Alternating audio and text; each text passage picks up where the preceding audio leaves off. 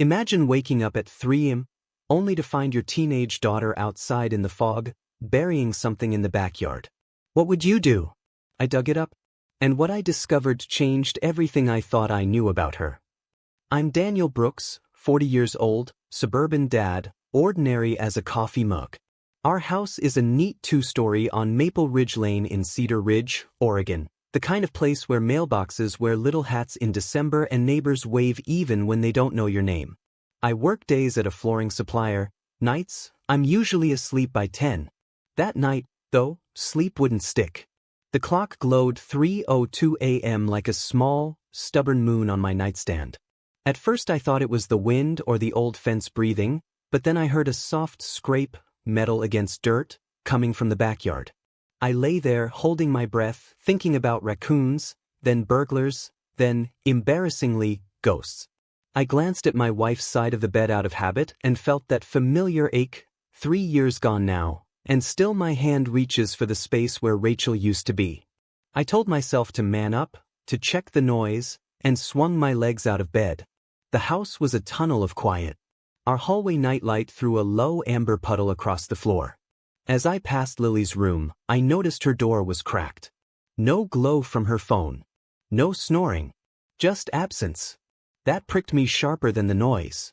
Lily is 16, bright, artistic, occasionally prickly, always private. Lately, more private than usual. I eased open the back door and the night spilled in, wet earth, pine, a chill that crawled under my shirt. A thin fog hugged the yard. The motion light over the garage flicked on like a nervous blink. And there, at the far corner by the vegetable beds we never quite kept alive, was a figure in a hoodie with a shovel. Small shoulders. Familiar posture. The world shrank to the round circle of light, and my heart thudded a hollow drum. My daughter was digging. I didn't step out.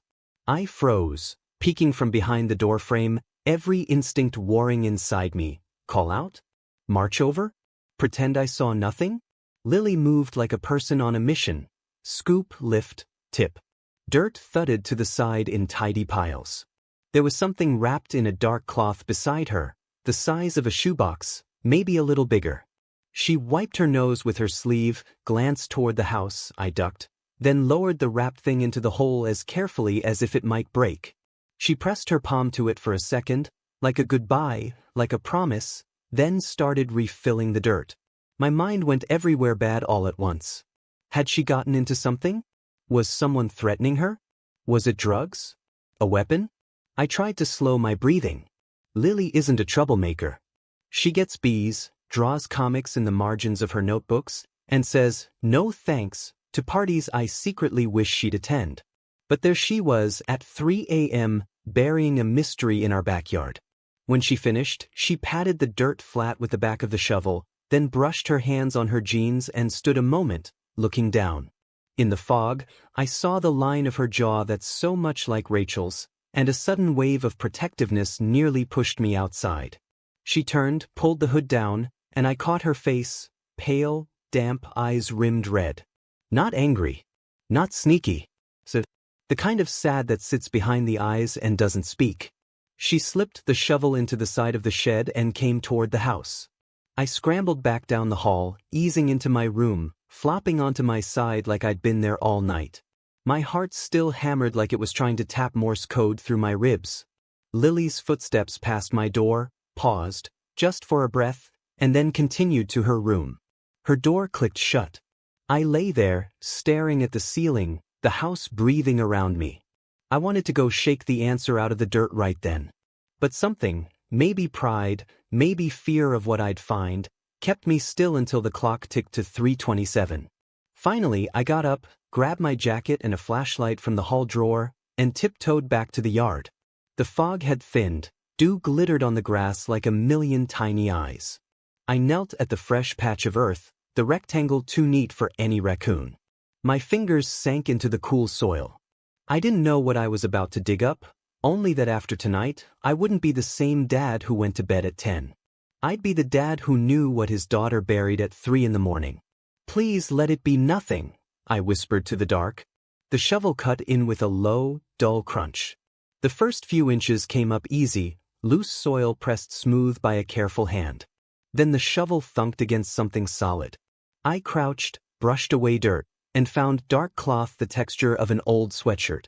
I worked my fingers under it and lifted a small, bundled shape about the size of a shoebox, heavier than it looked. My flashlight made a pale tunnel in the night as I carried it to the patio table. I hesitated. Every parent instinct screamed two different things at once: respect her privacy and protect your kid. In the end, fear won. I untied the knot. Inside the cloth was a dented cookie tin with faded blue flowers, one we used to keep holiday ribbon in. Seeing it gave me a weird jolt, like hearing a song you haven't played since someone left. Rachel loved those tins. I pried the lid off. It gave with a sticky pop and the smell of cold metal and damp paper drifted up. On top, a Ziploc bag of folded cash, 20s and 10s, maybe $600. Beneath it, a small black phone wrapped in rubber bands like a little bomb of secrets. A spiral-bound sketchbook, edges frayed. A silver locket I knew too well, Rachel's. The hinge had been loose for years. I'd looked for it last summer and never found it. My throat tightened. There was also an envelope, cream-colored and creased, with block letters across the front. Dad, do not open. My hand hovered. I should have stopped there. I didn't. I set the envelope aside, took the phone out. It was one of those cheap prepaid models you pick up at a gas station. A burner. It was off. I pressed the power button. For a few seconds, nothing. Then a buzz, a low hum, and the screen flickered to life with a plain lock screen and the time, 3:41 a.m. No wallpaper, no smile. Just numbers.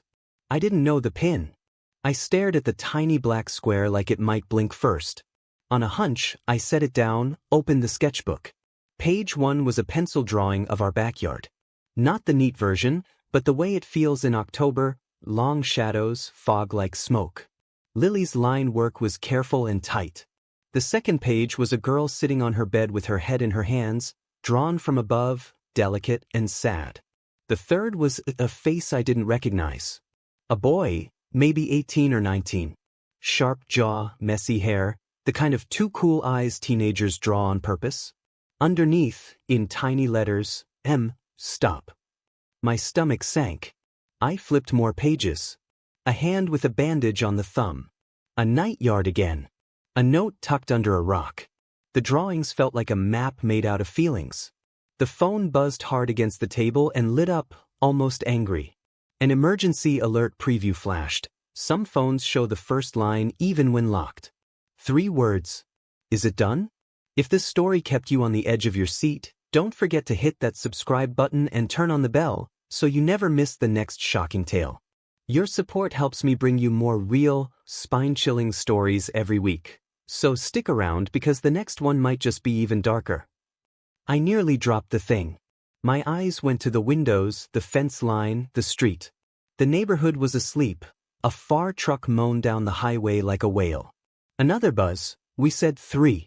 Don't make me ask again. Cold spread up my back. Whoever was on the other end wasn't asking about homework. I hit the power button to kill the screen, then pressed it again. The message preview sat there like a lit match you can't blow out. I closed the sketchbook, set it on the table, and looked at the envelope again. Dad, do not open. I told myself to respect it. I told myself for a full 5 seconds. Then I slid a thumb under the flap. Inside were 3 things: a folded letter, a photo, and a bus schedule torn from a flyer at the Cedar Ridge Transit Center. The photo was printed on computer paper, grainy, 2 silhouettes near the river pier.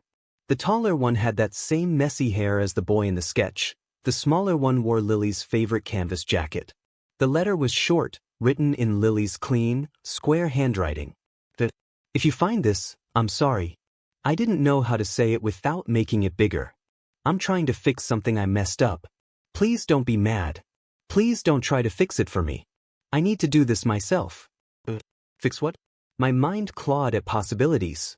The money. The phone. The boy. The 3 a.m. hole in the yard. Another buzz rattled the table.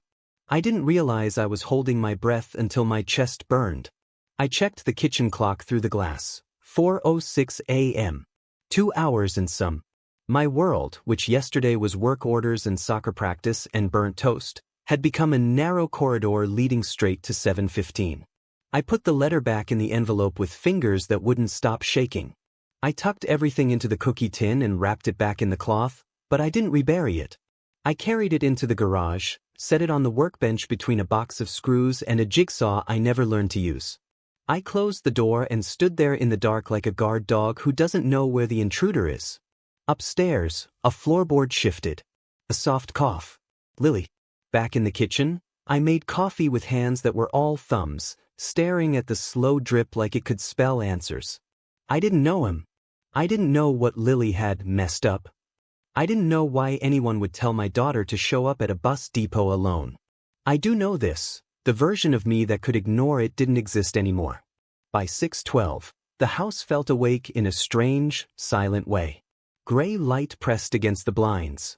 I heard Lily's door open and close, the bathroom faucet squeak, the soft steps of a girl who thought no one noticed. My phone buzzed. A calendar reminder for a supply meeting. I dismissed it like it belonged to a different person. Lily drifted into the kitchen with damp hair and tired eyes. She froze for a heartbeat when she saw me at the table. Then she smiled a small, careful smile that was almost brave. "Hey, Dad." "Hey, Lil." My voice sounded too warm and too thin all at once. I pushed a mug toward her. "You're up early." "Couldn't sleep." She wrapped her hands around the cup. We looked at each other like two people on either side of a glass wall. There was so much I wanted to ask. There was also a text from a stranger burning a hole in a phone in my garage. "Big day," I said. She shrugged. "Just school." Her eyes drifted to the backyard window. Only for a second. But I caught it. I took a breath that felt like a decision. "Lily," I said softly, "if there's something you need help with?" Her chin quivered. She shook her head quickly, as if she could shake the feeling out before it formed words. "I'm fine." Another version of me might have let it go. Today's version stood up and, for once, didn't pretend I hadn't seen the fog and the shovel and the hole where trust used to sit untouched. I had a choice. Confront her now and risk her bolting, or follow the message and risk not being there if something went wrong. At 6:47, Lily grabbed her backpack and a hoodie. "I'm going early," she said. "Art project." "Okay," I said, trying to keep my voice level. "Want a ride?" She shook her head. "I'll take the bus." Of course she would. I listened to the front door close. Then I went to the garage, pocketed the burner phone in the locket, slid the envelope into my jacket, and locked the house. The cookie tin stayed on the bench like a witness. The morning air smelled like wet cedar and new trouble. I got in my truck and pulled out slow, eyes on the mirror. At the corner, I watched Lily turn left toward the transit center, small and brave and too young for messages that said alone. My phone buzzed again, a number I didn't know. I let it ring until it died. At 7:08, I turned into the transit lot and watched buses exhale white breaths into the cold. Students, construction workers, a woman with a little dog in her purse. A boy with messy hair leaned against a pillar near the Route 3 sign, scanning faces, jaw tight. The burner phone vibrated once in my pocket. "You're late." My hand closed around it like it was a lifeline and a fuse at the same time.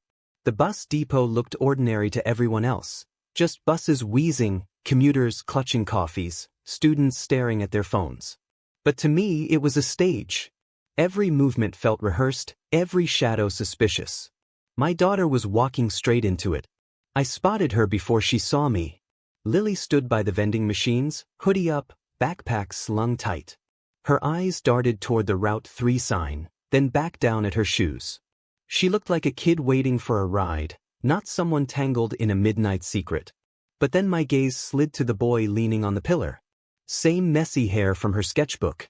He checked his phone, glanced around, and locked onto Lily. His shoulders straightened. My pulse hammered. I stepped out of my truck, careful, trying not to spook either of them. Lily started walking his way, small steps, hesitant. She clutched something in her hand. I recognized the corner of that sketchbook. My stomach dropped. The boy leaned closer, his voice low, sharp.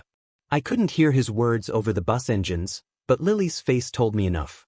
She flinched, then tried to hand him the sketchbook. He snatched it, flipped pages quick, then jabbed a finger at something she'd drawn. His tone rose, angry. Lily shook her head, backing away. That's when I moved. I crossed the pavement fast, heart in my throat. Lily! I called, louder than I meant. She whipped around, eyes wide, cheeks pale. The boy froze, sizing me up, then shoved the sketchbook back at her like it was trash. You brought your dad? He hissed. Lily stammered. I didn't. He's not. He took a step toward her. I stepped between them, taller, heavier, fueled by something deeper than fear. That's enough, I said, my voice firm. Whatever this is, it ends now. The boy sneered, eyes narrowing. You don't get it, old man. She owes me. She doesn't owe you a damn thing. My tone surprised even me. Lily tugged at my sleeve, whispering, Dad, please. Her voice cracked, begging me not to make it worse. That cut deeper than his threats. What does she owe you? I asked him, keeping my body square in front of Lily. He smirked cold. Ask her. She's the one who promised. Lily's hands balled into fists. I told you I can't, she snapped, her first words to him with real fire. Can't. He laughed bitterly. Or won't. His gaze flicked at me. You think you know her? You don't. She's not your perfect little girl. That lit something inside me I hadn't felt in years, a mix of rage and fear and fierce love. I grabbed his wrist when he tried to point at her again. He jerked back, glaring. You'll regret this, he spat, then stalked off toward the far lot, phone pressed to his ear. Silence fell heavy around us. Lily stood frozen, lips trembling. I turned to her, softening my tone. Lily, what's going on? Tears filled her eyes. She shook her head, then finally whispered, I messed up, Dad. I tried to fix it. But it's too big. I put my hands on her shoulders. Tell me. No secrets. Not anymore. She pulled out the locket from her pocket, Rachel's locket, and opened it. Inside was a tiny folded note I hadn't seen before. She handed it to me with shaking hands. The words were scrawled in pencil, jagged. If you don't get the money, everyone will know. Money? I asked, confused. Her voice was barely audible. He said he had pictures. Stuff from when I was dumb online. He said he'd send them to everyone at school. He wanted me to pay him to stop. My knees went weak. My daughter, my quiet, private girl, was being blackmailed. And she tried to handle it alone. The cash, the burner phone, the late-night burial, it all made sickening sense. She thought hiding it would protect me. Protect herself. Why didn't you come to me? I asked, choking on my own guilt. She sobbed. I thought you'd be ashamed. That you wouldn't understand. I wanted to make it go away. I pulled her into my arms. She felt so small, so fragile. There's nothing you could do to make me stop loving you. Nothing. But you can't fight this alone. Her body shook against mine. He won't stop, Dad. He said if I don't meet him tonight, he'll post everything. I pulled back, wiped her tears with my sleeve, and looked straight into her eyes. Then we don't hide anymore. We fight back, but together. And we do it the right way. She blinked, confused. The right way. I nodded toward the parking lot, where the boy had disappeared. We get help. Real help. I should have done it sooner. We're calling the police. For the first time that morning, she let out a breath like she'd been underwater too long. She nodded slowly, gripping my hand tight. We walked back to the truck, not as father and daughter at war, but as a team. Broken, scared, but together. As I pulled out of the depot, I caught a glimpse of the boy again, far down the street, talking on his phone. His eyes flicked up and met mine through the windshield. Cold. Calculating. Like he still thought he had the upper hand. But he didn't know one thing. I wasn't going to bury this. Not anymore. The police station in Cedar Ridge wasn't much. Just a low brick building with faded flags out front. But walking inside that morning with Lily at my side felt like crossing into another world. My daughter, my little girl who used to build pillow forts and beg for ice cream, now sat across from a detective, explaining through tears how some boy she trusted online had turned into her blackmailer. The detective, a middle-aged woman named Officer Marquez, listened carefully, jotting notes, nodding when Lily's voice cracked. She didn't judge, didn't lecture. Just asked the right questions. How long has he been contacting you? What exactly did he threaten to post? Do you still have the messages? Lily handed over the burner phone with shaky fingers. Marquez slipped it into an evidence bag. Extortion's a crime, she said gently. And you did the right thing by coming here. We'll trace this number, we'll find out who's behind it. But you need to know, it might not be just one boy. Sometimes these things are bigger. Organized. The word, organized, sat heavy in the room. I thought of the texts, the precise timing, the way he'd shown up at the depot like he was following a script. It wasn't some clumsy teenage dare. It was calculated. Lily squeezed my hand under the table. For the first time in weeks, she let me carry some of the weight.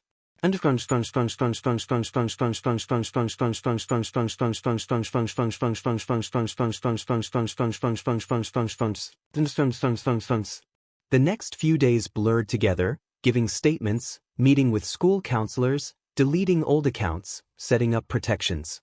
Lily barely spoke at first, ashamed and exhausted. But slowly she came back. We had long talks at the kitchen table over hot chocolate, about trust, about mistakes, about how the internet can turn shadows into monsters. She cried, I cried, we laughed at ourselves for crying. I told her what I should have said years ago, there's nothing you can't bring to me. Even the messy stuff. Especially the messy stuff. The boy was picked up 2 towns over within a week. Turned out he wasn't just some random classmate. He was part of a small group running scams on teenagers, threatening to leak photos and personal info unless they paid. They had files, screenshots, even stolen logins. Kids too scared to talk had been suffering in silence. Lily's bravery in coming forward cracked the whole thing open. When the police told us, I saw pride flicker in Lily's eyes for the first time since that night. She wasn't just a victim anymore, she was someone who'd helped stop them.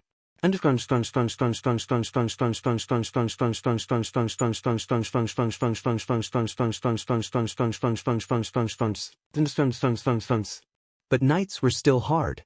I'd wake at 3 a.m. sometimes, haunted by the image of her burying that tin in the dirt. The look on her face, sad and secret, carrying a weight she thought she had to hide. And I'd remember how close I came to never knowing.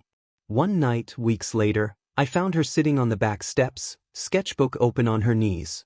She'd drawn the garden again, but this time, instead of fog and shadows, there were bright sunflowers rising out of the soil. In the corner, 2 figures, a father and daughter, side by side, watching them grow. She looked up at me, nervous. It's cheesy, she said. I swallowed hard. It's perfect. We buried the old cookie tin together that evening, not with secrets, but with a note we wrote side by side. No more hiding. No more fear. Just us. We sealed it, placed it in the ground, and planted wildflower seeds on top. As the first shoots began to sprout weeks later, I realized something. That night at 3 a.m., when I saw her with the shovel, I thought my world was unraveling. In truth, it was stitching itself back together. We'd faced the darkness, dug it up, and found the truth we both needed. I can't pretend life's perfect now. There are still shadows, still worries. But there's also honesty, and a bond stronger than the secrets that nearly broke us. Sometimes I think back to that moment in the fog, my daughter pressing her palm against the earth, whispering goodbye to a secret she thought she had to carry alone. And I thank God I woke up when I did. Because if I hadn't, I might never have known the most important truth of all. That love isn't about keeping the dark away. It's about standing in it together, unafraid.